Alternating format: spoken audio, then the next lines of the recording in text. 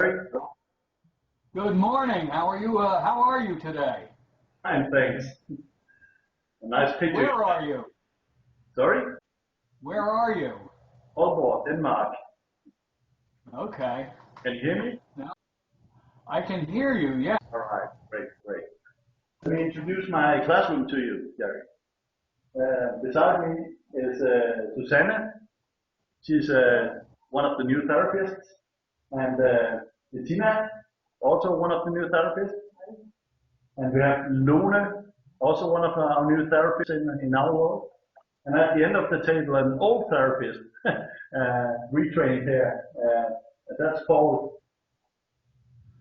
Good morning to all of you. And let me introduce my adjunct instructor, Mandy. Nice. She doesn't go any place. She won't let me go any place without her anymore. So we have to put up with her during this little conversation. Right. Well, it's nice to be with you. This is amazing technology. Who would have ever thunk it? In my lifetime, when I was a little boy, I didn't even have a telephone. And maybe and when I did get a telephone, there was no dial or buttons. You picked it up and the operator would say, "Number, please." And there was 3 other families on the line. So if I was calling my girlfriend, everybody was listening in. Yeah. And now I'm sitting in a little town in Central Florida, talking to people in Denmark, and I'm going, whoa, how did all this happen? This is just amazing, amazing stuff. And it's very cool. And I'm not even using a computer to do a Skype call. So that's even more exciting, isn't it? Are you using television? Yeah, I see you guys are on my 71-inch screen here, and you look big. All right, Gary. Nice of you to join us. We are very happy that you took the time off to join us in the classroom today. So thank you for that. Gary, I sent you some questions from, we have some questions to you, and I sent it to you in an email. I don't know if you read it, but we have this idea that you're the master of hypnotism, and we would like to know where did you learn your hypnosis? Where did you train? Look, first of all, I'm no master. I'm no guru. I'm just like you guys. I'm no different. So get that right out of your mind. Yeah. It's not supposed to be that way. I'm just somebody who's been in the business a little while, and I've learned a few I like to share with other people. And, I got into it, I guess, I got interested in, I don't know when I got in, but I guess I was 10 years old when I was over my buddy's house, and his dad was dying of cancer. And it was interesting because we weren't allowed to make any noise in his house. And here it was a rainy day, 2 10-year-old kids, how do we stay quiet? And all of a sudden there's a knock on the door. His mother answers the door, and it looks like this little guy came. He looked like a vampire. He had this slick back hair and really skinny and kind of evil looking. And he went upstairs, and about an hour later, him and my buddy's father came down, and I was shocked because they were like laughing, telling a joke, and he was in pain. He was crying. He was screaming in pain. They couldn't do anything more for him. And now he comes downstairs laughing, and came over and talked to us and for about an hour, and then went to bed, and he was totally pain-free for the rest of his only about 10 days, but that was amazing. And I was a curious kid, and I wanted to know what this was all about, and found out this guy was a hypnotist, and he was a stage hypnotist in town, so I hunted him down, and make a long story short, he let me watch his stage hypnosis show after I got thrown out of trying to get in several times. But I just got, I got the hypnotism fever, and there was no place to learn hypnosis, especially for a kid my age. There were no books on it back then. You guys got it made today. You got all the books and tapes and God knows what else. There was nothing back then. I mean, literally nothing. I finally found a book on the back of Popular Mechanics magazine. I sent away from it, and it was called How to Hypnotize Women. And I figured that was pretty interesting. Come to find out, it was the same way you hypnotize men, but I don't think How to Hypnotize Men would have sold quite as well, you say. So I read that, and it actually was very good. And, it had no author on it. which was kind of interesting. I guess he was hiding. And many years later, one of my dear friends, Orman McGill, you might have met Orman in your travels. Orman, because I always talked about this at conventions, and he said, well, would you like to know who the author was? And I said, sure, Orman. He said, it was me. I said, really? And he wanted to reprint it, and I said, no. But, you know, as I went through studying everything I could, like I said, which was very little, I met another fellow by the name of Vic Carnella at a hypnosis talk by a doctor. And Vic sat through the whole thing shaking his head like this, going, this guy doesn't know anything about hypnosis. So I latched on to him, and I asked him if he would teach me, and he said, all right, I got nothing better to do. I'm retired. And he gave me a few lessons, you know, the standard stuff, progressive relaxation, direct suggestion, this type of thing. Very interesting. But I really, you know, here I was like, what, 11 and a half, 12 years old maybe at this time. And it just wasn't getting me there. It was no, of course, nobody would let me hypnotize him, so I couldn't try it out on anybody. You know, I had a dog. I tried it on the dog. It just looked at me like I was crazy. And you know, as time went by, I got to be about 14 years old, and I kept hearing this name about this great hypnotist by the name of Dave Elman. And come to find out, this guy is got a big reputation, and so I figured he's only two towns away from me, only about 5 miles away. And so I said, well, I'm going to go over and knock on his door and tell him I want him to train me.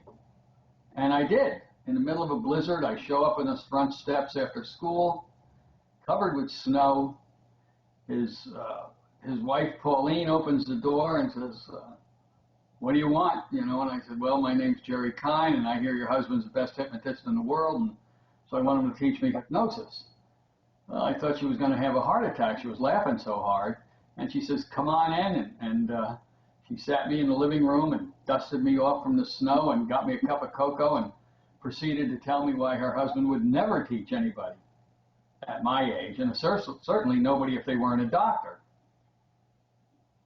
So I asked her a question. I said, Mrs. Elman, I said, is your husband the best hypnotist in the world? She goes, absolutely. Nobody comes close to him. I said, then he's going to train me. You see, there's one characteristic in anybody that is successful, they have to have it. And that's called tenacity.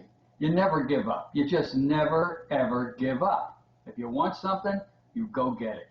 And so I said, well, Mrs. Elman, I'll tell you what. I'm going to come. Her husband wasn't there. Dave wasn't there. He was out teaching class. My first cup of coffee. He was out teaching class someplace 100 miles away. And I said, well, I'm coming back every Tuesday and Thursday until I get to see him. Well, I did that for months. And I guess he hid from me. He was like, you know, never there. Nobody was ever there when I came there after school on every Tuesday and Thursday. And I finally figured out that they knew when I was coming. So I decided to break that regime, you see. And it was on our 4th of July holiday weekend. It was the Friday coming into our 4th of July weekend. And I went up to his house then, and there I see this guy, and he's outside working in the bushes, and I walk up behind him and I say, you must be Mr. Elman. And he didn't even look up. He just stood straight ahead, and he said, you must be that kid. He goes, all right, it's about 98 degrees. Let's go inside. We'll have a lemonade, and we'll talk. And I went in there, and he proceeded to tell me why he wouldn't teach me hypnosis, but he appreciated my interest. And I said, well, that's nice, but I need to learn from you, and so I'm just going to keep coming back twice a week. I'm never going to tell you what day it is, though, until you give up. And he laughed and said, well, take your best shot. And so I did, and it took me like 3 months going back and forth twice a week, tenacity, till finally he said, okay, come in the house. And he says, do you know how to work one of these? And he held up this suitcase. A suitcase? Yeah, I can do a suitcase. He goes, no, it's what's in the suitcase. So he opens it up, and there's a tape recorder. And he says, do you know how to operate a tape recorder? I said, of course I do. Well, I didn't even know what it was, but yeah, I got to get in there somehow. He started laughing because he knew I didn't know anything. he goes, well, this is a tape recorder, and he showed me how it worked. He said, now you take it home with you, and you practice, and if you show me you can work this thing, I'll let you audio tape my next class because I want to have that on tape. And all you can do is sit in the back, watch the class. Okay, so I dragged that sucker home. I must have weighed about 80 pounds back then, and this thing must have weighed 40 pounds. And I'm horsing this sucker down to the bus stop and then changing buses, then walking 3 blocks from my house. I thought I was going to die by the time I got home. And my dad and I went to the cellar and figured out how to work this thing, and I showed him I could do it. And so I was able to sit in his next class. And if you've ever heard any audio tapes of Dave Elman, it was me working that machine because that was the only class that was ever audio taped, you see. And there I was about 14 and a half years old, I guess. And you know, it was an interesting class. Actually, it was the most amazing experience in hypnosis that I've ever had. That's great. All I ever learned up to that point was simple, progressive relaxation, direct suggestion. That was it. So here I am in the back of the class, and the first 2 days of the class were amazing. He was teaching the doctors how to do the Elman induction, and all you guys know how to do the Elman induction, I'm sure. And I'm watching this thing, and I'm going, wait a minute, this doesn't make any sense. Because to show the power of the Elman induction, after he demonstrated to him on the first day, on the afternoon of the first day, I'll never forget, he brought this dentist up as a victim, and all he did was get the eye lock. Close your eyes, relax them to the point they won't work, and test them. Then he had another dentist come up, and he just told him to hold on to that relaxation in the eyes, and nothing this dentist would do would affect him or disturb him in any way. And this dentist grabbed some tools, and he started digging under the gums. The blood was dripping out. He got an Alice clamp, hooked it to his lip. I mean, it was grotesque, it looked to me. It was like unbelievable. This guy didn't feel a thing. And I'm going, oh my God, you know what? He didn't even hypnotize him. This is just nothing. So I started to learn the power of this induction, and by the time the day was over, the doctors were all doing the induction. The second day, again, was practice on the induction, asking any questions. Now, the rest of the class, all the doctors, because he only taught doctors, were required, he had different days, like the next day would be pain control and childbirth, the next day would be fears, phobias, anxieties, things like this, and then yada, yada, yada. Each day would have a different title. And the doctors had to bring in patients that were suffering from that malady, and they would work with them. He was a demonstrational instructor, and he would show them in front of the class how to correct the problem. Coffee. Mm. And I was shocked, literally shocked. I have a train that when you get direct suggestion is helpful, but you know it doesn't last that long. It has to be reinforced, and so I'm watching this thing, and all of a sudden the first case I saw was a guy who was suffering terrible back pain, and boom, he just did the eye lock. He already saw he had somnambulism after the eye lock, so he didn't even continue with the induction. He instantly regressed him back to the first situation or event that caused that discomfort, because he knew it wasn't organic. The doctors have already worked that up. And bam, he found the cause, he changed it, and he was done with it in about 11 minutes. It was gone. And then it just went on and on and on. And they were regressing people back for all different problems, speech impediments, fears, phobias, everything. Sometimes you'd have grand abreactions, other times simple crying. You never knew, but yeah. And I was so shocked when I saw this, and I was amazed. But then after a while, after seeing 10, 20 of these things happening in front of you, and the longest one I ever saw him do was about 17 minutes from start to finish, it just started to make sense. And it says, oh, this is how you do hypnosis. Well, this is no big deal. This is easy. You hypnotize them, you regress them back to the problem, you change the effect, and boom, you're done, you see. If other people are involved, you've got to get the forgiveness, and that's pretty simple. And so I said, well, that was a defining moment or period in my hypnosis career. So I just hung on to Dave like a leech, you know, for quite a while, and we became good friends, and I learned more from him sitting around with him in his living room than in the class, just talking to him about different types of hypnosis and different things that we do and how to do them. So he was my mentor and a dear, dear friend of mine until he died. And so when I was in high school, we didn't have a lot of money in our family, and so Dave was originally a stage hypnotist, and he taught me also how to do that. And so I was doing stage hypnosis in high school to make a few extra dollars, and that was a two-edged sword. You know, I was getting pretty good at it, but I couldn't get any dates because the parents wouldn't let me date their daughters. They thought that I would hypnotize them and do something evil or delicious to them, you see. And they probably were right at that time in my life if I could have got away with it. I tried it a couple of times. It didn't work. So I quickly backed away from that. And then when I went to college, I did the same thing. I paid my way through college doing stage hypnosis. Then went into the military, and I was more interested in blowing things up than you know, doing hypnosis. But when I got out of the military, I got married in the military to my blushing young bride of 50 years now, and we went down to Fort Lauderdale and opened a small hypnosis practice in the late, what was it, 69, I guess. And you know, nobody was in. You couldn't sell hypnosis back in those days. It was just impossible. So I had to take part-time jobs to supplement my hypnosis practice, and I did stage hypnosis, but also I had a job with the state of Florida as an undercover vice detective I was, and that was kind of comical. I had no training. They just said, oh, you're a college graduate? Here's a badge, go get them. And I said, oh, all right, you know. And that was scary at sometimes, but kind of fun too. And but eventually we started building up the practice, and one day I was working with a physician, and he did well with him, and he says, well, could you teach me how to do this? Well, I said, sure. So I held a little class for him and taught him. Then his brother, who was his partner, wanted to learn it too, and I taught him. And then he said, well, how about holding a class for a group of us doctors? We got 7 or 8 of them that want to learn hypnosis. I said, well, sure. And that's how the classes started back in the very early 70s. And grew from there until I decided, well, why just restrict it? You know, this is a great technique. Doctors shouldn't be the only one because they're probably not going to use it all the time. And so I opened it up to the general public. And classes in the beginning were small, but over a couple of years they grew to be really big classes. And we grew our business in Fort Lauderdale, and it was a massive business.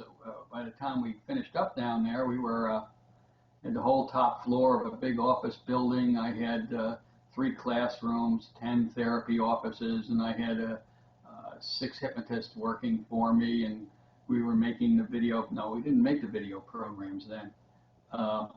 Everything's going well. I was working from 8 o'clock in the morning till 8 o'clock at night, and then teaching on the weekends. And that lasted until July 21st, 1988 at 10:17 in the morning, roughly, where I was in a session with a woman for weight loss, and all of a sudden I had this crushing pain in my chest. And the next thing I know, I fell out of the chair and was unconscious with a heart attack. And we had a physician working with us, and so he jump-started me and got me to the hospital, and that was the beginning of a pretty tough day. So we decided I was working too hard, and just said to hell with it, and we sold everything in Fort Lauderdale and moved up to this little town in DeLand, where I was just going to teach a couple of classes every once in a while and just take it easy. Well, that didn't work out. I got back into working almost as hard as ever. It just kept getting bigger and bigger and bigger, and then I had another heart attack up here. It's like, this is crazy, you know, this is not good. I'm not wearing well. I got to do something about this. And so I decided to cut back, and I didn't know how to cut back. That's the problem. You know, how do you cut back when you're the person that people are looking to have the work done with? But you did develop ultra high hypnosis at that time, or was that later? Ultra high happened right after I had. I went in for a treadmill test. I can't remember exactly when it was, about 2000, maybe 2000. And I didn't do well on the treadmill test. So they put me in the hospital and decided they were going to put a defibrillator in my chest to make sure that I would be okay. And I came out just back to work again. I even had to take my own stitches out because I didn't want to hang around the hospital, so they gave me a stitch removal kit. I took them out. Anyway, one day I was working out in my yard. It was a Sunday morning, and I was fooling around. It was hot. Oh, it was so darn hot, and I was sweating up a storm. And I went up to take a shower and clean myself up. And right at the end of the shower, I had this buzzing sensation of being very dizzy, and all of a sudden it got really bad, and I knew I was in sudden cardiac death. I knew it was happening. And as I was going, I'm saying to myself, I want to die on the rug, so I'm grabbing the shower door trying to open it rather than die in the shower. I have no idea why. But anyway, my legs gave out and I was going down. And then that thing fired off and boom, threw me across the room and brought me back. And that's when I finally said, this is it. I got to cut back. I'm just straining myself across the board. So at that point, I didn't know what to do. And at the next convention, Hans Rudy Whip over in Switzerland approached me, and he was very interested in taking over Omni. And over a couple of years, we talked about it. We finally are working him in now, and he's handling all of now the educational side of it. I'm helping him with that and going around and helping him teach and working him into the business. So hopefully it'll be his in a few more years, and then I can just kind of take it easy and go to conventions and relax and just enjoy them instead of having to worry about conventions and working and all that stuff like you young people have to do, you say. So you're just getting into that phase, so don't work that hard. It's worth it. Well, you Europeans take vacations, I've been married 50 years. My wife and I have had 2 vacations in 50 years. Every time I try to find Hans, he's on vacation. What is it with you guys over there? It's great. I'm so jealous. I can't stand it. I don't know how you do it, but it's amazing. So that's the story of mine. No big deal. Nothing nobody else hasn't done, I guess. But, I started making the videos right after that defibrillator went off. And my wife said, you should do something to get these videos on tape so that if anything happens and you die, well, I've got something to market. So she's looking to have a little cash after I'm dead, you see. So I thought that was a good idea. And we did that. And they worked out real well. They really do. And we did some earlier videotaping, as you see in some of our tapes, but not to the point that we did after that event happened. Yeah. That's my story, and I'm sticking to it. So, so Ultra Hype, where did that come about? Where did you start that? Came about as a joke. Really did. What happened was I was very interested in this concept called ultra depth that Walter Secord started developing over the years, many years ago. And I knew Walter well, and he was from New Jersey, and this was an amazing technique. And I wanted to learn more about it, so I was working with it, and I developed a training program on DVD, VHS back then, and I was teaching it in class, and we were all learning about it. And then I got a letter from an attorney saying cease and desist teaching this because it's copyrighted and trademarked by this fellow. Well, I firmly believe in copy marks and trademarks, and I don't violate them, and I don't like people violating mine either. So I said, okay, I can't do this anymore. But I was angry because I don't think anybody should restrict this type of thing. So I was all moaning and groaning, and every Friday afternoon we used to have this meeting, several business people. It was my lawyer, my doctor, my stockbroker, myself, and a contractor. And we'd all meet at this bar. We called it a decompression bar back then. It was one of those soft music, hanging plants, couches, where you go in Friday, have a drink, relax, and go home. Anyway, I'm there, and they're going, what's the matter with you? And I'm all mad. I got this letter, yada, yada, yada. And so So they had a couple of drinks, and the more drinks we had, the more we all loosened up, I guess, and started getting into this concept. So this one guy says, and it was my stockbroker. He says, "Hey, this character got ultra depth. Why don't you get ultra height?" I said, "What is that?" He goes, "I don't know. This guy goes this way. Why don't you go that way?" I said, "Yeah, that's a good idea." I had no idea what it was, or it was a joke. So it was funny because over the next several days, I was thinking about this. And of course, what I know about the mind and higher levels, said this could be interesting. I wonder. So one day, this lady came in, and she didn't know what was wrong with her. She just didn't enjoy life anymore. She says, "I'm not depressed. I'm just have nothing to focus on in life. I've lost all my joy. I don't know what's going on." I said, "I don't either."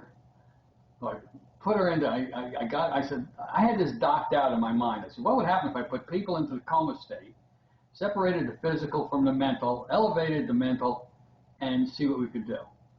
And so I dropped her into the coma state, and I just said, well, let me count her up. And I counted her up from 1 to 10 about 3 or 4 times, and then I don't know what to do, which is the way all learning happens, is when you don't know what to do and you do something. And I said, now this is an amazing level of mind. In this level, you can go inside yourself and you can discover the cause of your anxieties, of the problems you have, and even better than that, you're probably able to correct them. Like I said, I'm going to give you a period of silence, and during that time, go inside yourself, tour your body, discover any mental or physical conditions that are causing you to feel the way you are. And when you found out, raise your finger, let me know. The period of silence begins now, and I just shut up. And about 3 minutes later, which is a long time of doing nothing, she raised a finger, and I said, have you discovered what's troubling you? What caused your problem? She said, yes. I said, do you want to tell me? She said, no. I said, okay, I want to give you another period of silence. I don't know what to do. Now I don't have any, who knows what it is, but I don't. I said, I'm going to give you another period of silence. Go inside yourself, discover if you can correct the problem here and now. And gave her a period of silence. And I said, when you finished, raise your finger. And she raised her finger. I said, okay. Are you able to correct the problem? She said, yes. I said, okay. Give you another period of silence. Go fix it, And raise the finger when it's done. And she did. Is it fixed? She said, yes. Okay, what do I do now? I guess I'll bring her back, connect her with the physical, merge her, and collect my money and say goodbye. And I did. And I told her on the way out, I said, give me a call in a couple of days. Let me know how you're doing. I'd like to hear from you. And she did. She called me about a week later, and she says, I'm amazingly different. I feel happy. My life has joy in it. I'm excited again. She says, I don't know what you've done, but you've done it. And I'm saying to myself, I didn't do anything. You did. And that got me really curious of what the devil is going on here. And so that was the beginning. After that, I was real eager to start using this technique on other people to see what we could do with it. And it just grew and grew and grew. And I taught my students how to do the technique, and they all added additional types of things that they discovered that they could do with it. Bob Brenner added a nice technique on the first level. He said, now I want you to notice behind you there's a pirate's chest, and it's open. And just for now, take all your negative thinking, all your negative thoughts, all your sadness, throw it in there, close the lid so it doesn't interfere with what we're doing, and you can pick them up on the way back down if you want to. And that seemed to make it really, really even faster and easier to get the job done. And of course, when people came down, they just kicked the chest off the cliff. They didn't want to have anything to do with that anymore. And so that was a great technique. And we've had our students using Ultra Height now for so many things. We have a number of students, and I don't know if I agree with it, but I have a number of students that all they do is use Ultra Height for everything. And they say they're very successful with it. So it's still an evolving technique. It's still in its infancy. But I don't know what the upside is, but it certainly, to me, is something amazing. And I'm very excited to see what you guys are going to do with it, with all the hypnotists that have learned it, or how far we're going to be able to take this thing. I want to be able to sit back in the chair and just hear the stories and really feel great about it. That's my joy. I don't need the glory. I just want to hear the good stuff. Jerry, did the heart attacks ever make you more spiritual in your hypnosis? Well, that totally broke up. I didn't hear a word. Oh, sorry. Did the heart attack you encountered, did that make you more spiritual in your hypnosis? Huh? Can you hear me? I hear you, and I'm contemplating the answer here.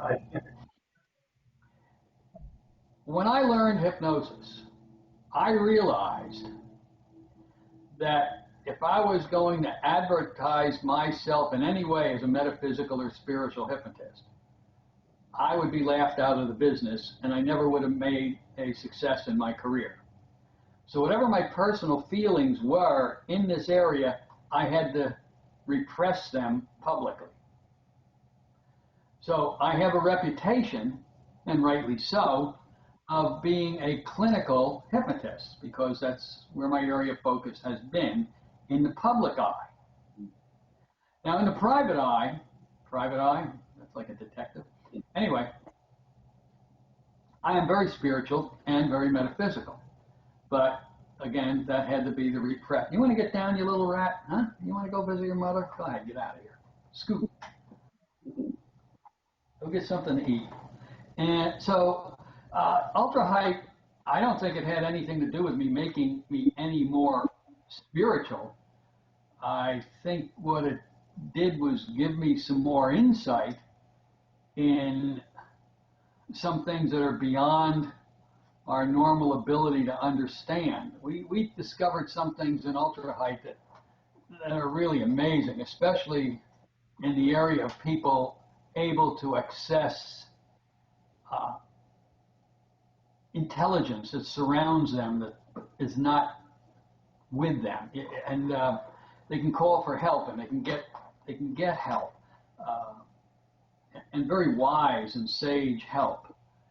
Uh, Apparently, from what the reports I'm getting, not only from Earth-based intelligence, but outside of that. So there's a whole area that's exciting to me, and I want to learn more about this myself. But to enhance my spirituality, I don't think so.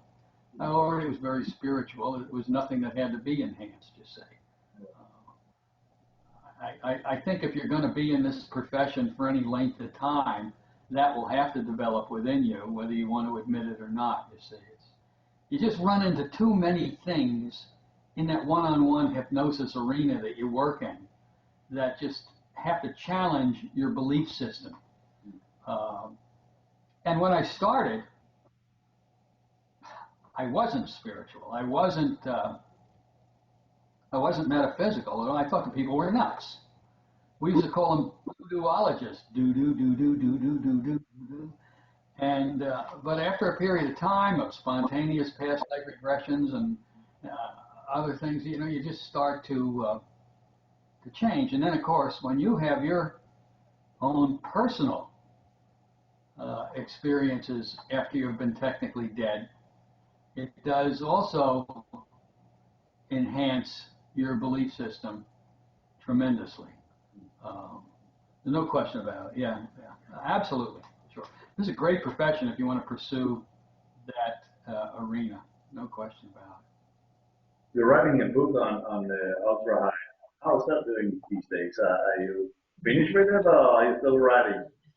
The problem is I've got that book here, which is like 90% done, and It's saying that for I've you got now. You know that. huh? Yeah, but it is. It's about 96% done. I got about 11 more case histories to put in there, and I've started the other book over here about my meeting with Dave, my history of, it's called Kein on Elman, which is my total experience with Dave Elman and the notes I've taken over the years and the case histories that we've done using those techniques and those intimate moments that we've had together and talking together.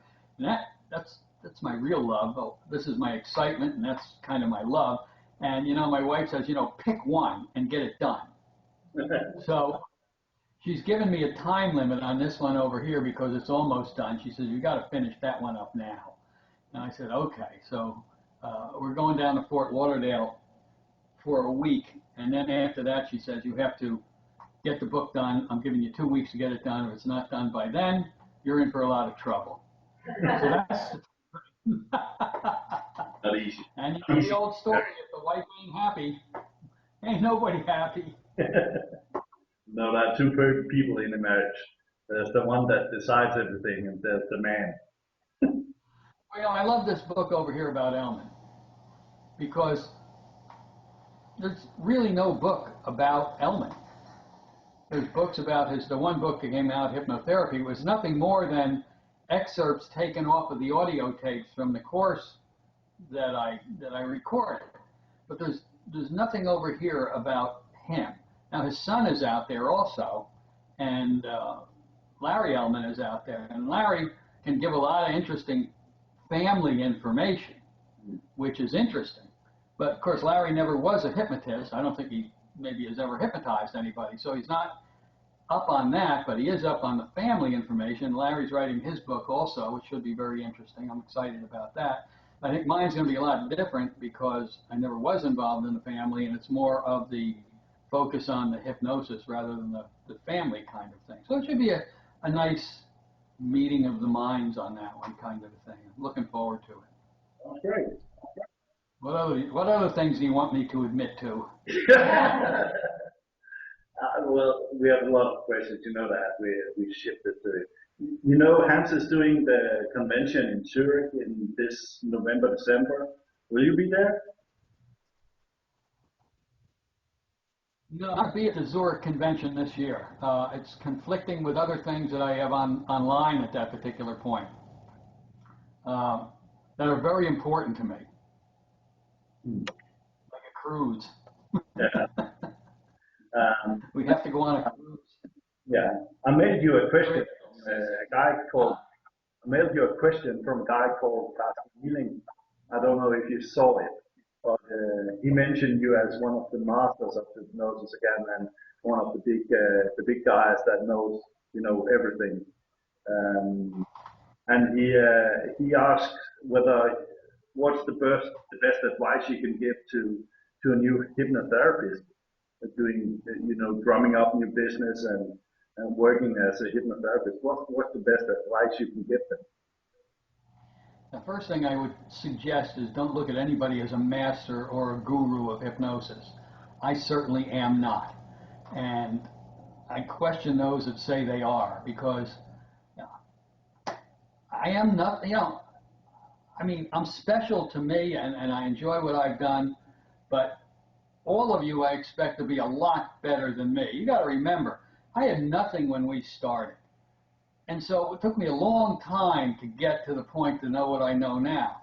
Well, you guys can get to what I know now by watching my videos. And you can get it all in a really brief period of time. And if that's all you do, then get out of the business. Because I expect you to move forward from that and really do a lot better. I want you to be the guru, not me. I want to learn from you. And how do you do business? How do you get business? Well,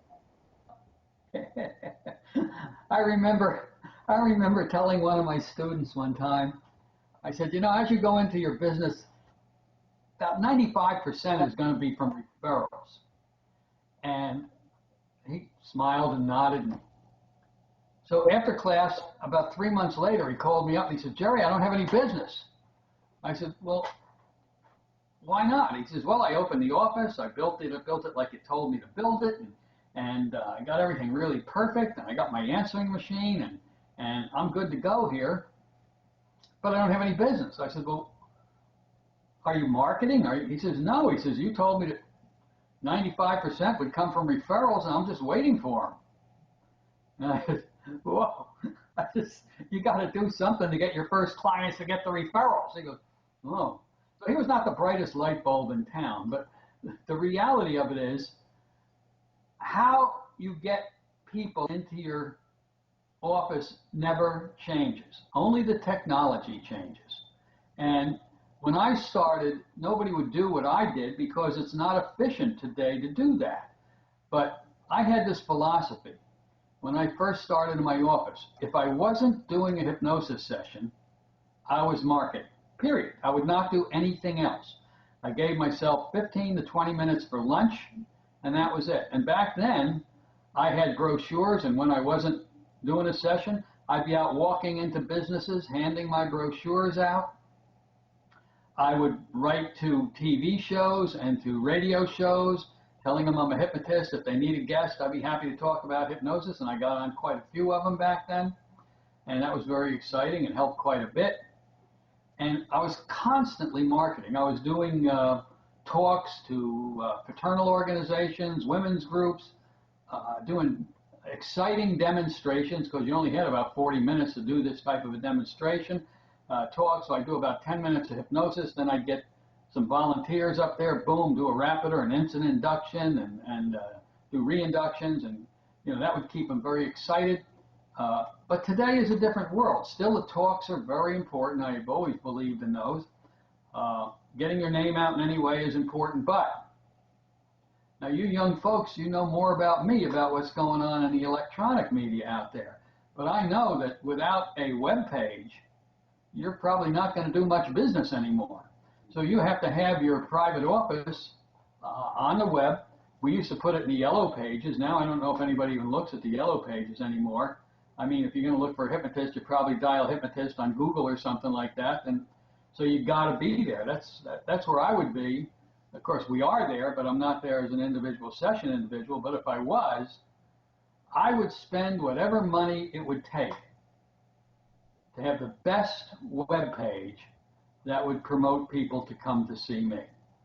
The problem that most people have in business, I don't care whether it's in hypnosis or a tire store or a flower shop or anything else, it's always the same. You need three things to be successful.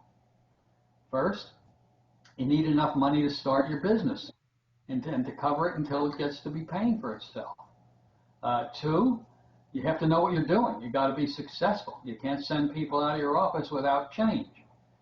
And third, you have to know how to market. And knowing how to market is so varied. And I would definitely do the web page. I would definitely get on Facebook. Of course, you got to have a Facebook page. You got to be careful, though. You see, with Facebook, my Facebook page is for business only. And so I have I let everybody in. I don't care who they are. Come on in. And if somebody is not right or something, I'll delete them later. So I got thousands of people up on my Facebook page. But it's not a personal page. I do put some personal stuff up there, but it's just to keep people interested. It's nothing that I care about that is private stuff. I'd never put any private stuff up on there. But I think Facebook and an individual page is where you need to be, and you use it. You work it. You make some comments up on your Facebook page, things on this order. And as far as your web page goes, I'd make it as interactive as possible. Maybe put some podcasts up on your page talking about the different things about hypnosis. Now, I don't know if any of you ever saw my podcast. Have you ever seen any of my podcasts or heard any of my podcasts? Sure. Well, I have to tell you, those have been, for me, really surprising, because not being a technical person like young people are today. I mean, my granddaughter knows, if I need my computer fixed, I call my 14-year-old granddaughter. She's going to come fix it for me. But when I did the podcast, started the podcast, I was totally shocked with the response that I got off of the podcast. People saying, well, now I understand. Nobody ever talks about it the way you do. And I'm just a down-home guy. You're not going to get a lot of flowers and filigree off of me. You're going to just get meat and potatoes. Boom, boom, boom. This is it. I'm totally politically incorrect, and I love it. And if somebody doesn't like it, well, they're just going to have to live with that. You can't please everybody in this world. But the podcasts have been tremendous as far as generating business for me. And I highly recommend them also. You can do a podcast. And then if you have a friend to do a podcast with, like some of you have heard Bob Brenner and I pair off on podcasts. We kind of joke and banter back and forth. And it makes us real. We're not some stuffed shirt just saying, well, now here's how you do this, and this is my way or the highway kind of thing. No, we just rip each other apart and have a good time and laugh. And people relate to that. They really do, because it just shows and gives the feeling that we're all in this together. We're nobody special. We're just people trying to do the best we can with the knowledge that we have. And that's all we're ever going to be. And so if we can relate that to people, they relate to you much better. I know I have a reputation as being a nice and decent guy. I know that, and there's a reason for that. I try to be that all my life. Sometimes I fall on my face like all of us do, but that's always been my goal. And I could have made a lot more money in this business than I have by doing things that would cause me not to be able to look into the mirror when I shave in the morning. And I just refuse to do that. And I have some very strong feelings about lots of things in this profession that as soon as I'm out of it and I don't have to make a living with it, then you're going to see books and you're going to see videos on what I really want to say about the workings of our profession, you say. So those are going to be good ones. I can't wait to get those out there, too. They're going to be exciting. I think we'll all enjoy it. I'll be fine. Some people, one last question is that what's the most fascinating result you've got with a client, and how did you come about to do that result, get that result? Boy, thousands and thousands of cases. I got to wheel through this one. I think one of the most, there's lots of fascinating ones, but I think one of the most fascinating and exciting ones for me was when I was doing my metaphysical and ultra height weekend class a number of years ago up here in DeLand. And one of my students was in there, a nice, wonderful woman. And during class, I said, okay, we're going to demonstrate ultra height. If somebody has a problem that they'd like us to work with, come on up. And she came up. And I had known her from class, and I really like her. And she says, well, I'm dying of cancer. And she looked healthy. And I was like, oh, my God, here the camera's rolling. And I'm kind of an emotional guy when you get hit with something like that. I just want to give her a hug. And I said, okay, let's see what we can do with it. So while the camera was running and we got all of this in that class, I worked with her with ultra height. And I had to get really rough in some cases with her, periods of it, to get rid of those demons that were just killing her. And when it was over, we broke, and I was just exhausted. I mean, it just wore me out. I was tired. And finally, the class was over, and she said she felt great. She knew she was going to be better. And I'm going, yeah, well, I'm not sure. I don't know what's going on here. And I said, well, I want you to keep in touch with me. She did, over a period of 3 years. She had a life expectancy when she walked into the class of about 3 months. 3 years later, she was still healthy and strong. They couldn't find any cancer. And then she died. But it didn't have anything to do with the cancer. It had to do with a car accident. And I really would have rather had her live, obviously, because I like her, number one, and number two, I would like to have a longer period to see what was happening with that. But she was 3 years cancer-free just with that one session in front of the camera in that class. And that just was amazing to me. And that really sold me on the power of ultra height. And but I can remember so many case histories over the years. I'll tell you another one. I worked with this little girl. Her mother was a problem in school. Of course, it was a sexual child abuse problem after I found that out. So what do you normally do? Well, the law says you have to report it, this and that and the other thing, or else. Well, I've dealt with so many of them over the years that I got to the point, I said, well, this is ridiculous. I'm saying to myself, at that time, the psychologists were on television with commercials. It was a big deal saying it's incurable, you can't fix it, these people have to be incarcerated for the rest of their lives.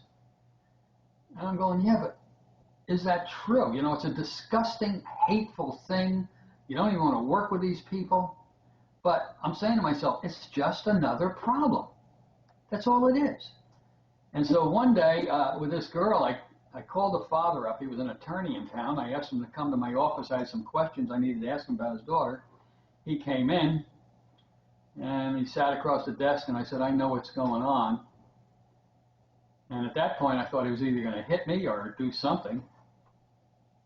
And he started to cry, and he goes, "Thank God it's out. I don't want to be this way. I don't know what's wrong with me." He's sobbing in tears. So I said, "Let's work together." I said, "If we work together and we're successful, I won't report you." Now I'm violating the law here like crazy, but I just wanted to find out. It's the way you move forward in life. You know, nothing has to be forever. And so I worked with this guy, and I found out what caused it. He was sexually abused, and so many other things were back in there. We cleaned it up in 2 sessions. Followed that case for 9 years. Watched his little daughter grow up. And after 4 or 5 months, the daughter was telling me, "Oh, Daddy and I are just wonderful. He's my best friend. We have such good times." And it never happened again. Never happened again. So I'm convinced that if the abuser really, really wants to change, it's not a big deal. It's an easy thing to do. If they don't want to change, lock them up, throw the key away. But I know now that it's just another problem of the mind. It's not what the other people say it is. Now, I violated the law on that case and on several other ones with complete success. Am I telling you to do that? No, absolutely not. You know, you got to follow the laws unless you're crazy like me. But again, I'm always for pushing the limits of our profession. What can it do? We can't just stay here. That's why you have access to everything I know on all those videos I've done. And again, if that's all you learn, and I've told all my students that, then get out of the business. But on the other hand, let me give you a warning. Over the years in our profession, there have been many people coming into it just to make a buck, just to make money. And by doing that, they invent all sorts of crazy interventions that have grand sounding names that don't work. Or marginally work for certain situations.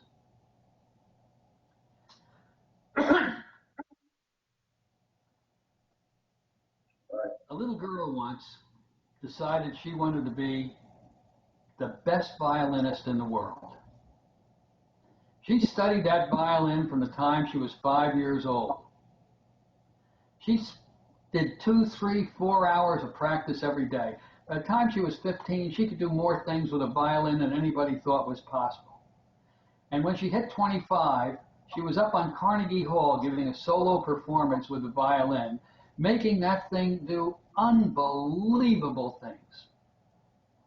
On the way up, she was told, "Oh, you'll never be any good at the violin," or "Take a different one, that's hard to learn. Just don't stick with that. Learn lots of different instruments." She said, "No, I want to be the very best. I want to push this violin to its limits." Now, that's my whisper to a hypnotist. Take a good course in hypnosis.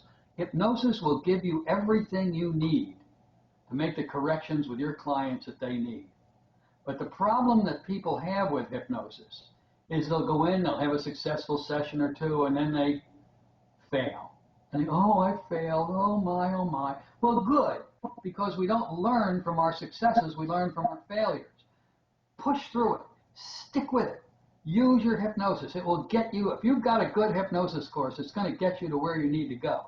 Be that violinist. Be that little girl that did that with the violin with hypnosis.